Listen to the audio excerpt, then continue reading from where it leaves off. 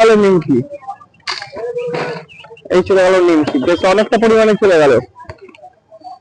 এই নিমকি আছে, এই একটু জাস্ট সামান্য নুন পড়বে। আচ্ছা আচ্ছা, এবার একটু মশলা পড়বে। আচ্ছা, এবার এদিকে আসুন, এই পেঁয়াজ পড়বে, লঙ্কা অনেকে খায় অনেকে খায় না। আচ্ছা, এটা গাজর পড়লো, একটু ছোলা পড়বে, একটু আলু পড়বে, একটু সামান্য টক।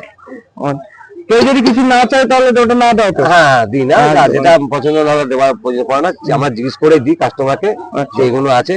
লঙ্কা অনেকে খায় না, পেঁয়াজ খায় না, অনেকে ছোলা খায় না। এবার এটা দেওয়ার পর এইখানে আবার সস আছে, এই যে সস।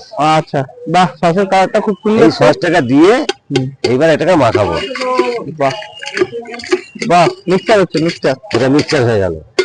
এবার এই পাতাটা নেবো, পাতাটা দিয়ে এখানে দিয়ে দেবো।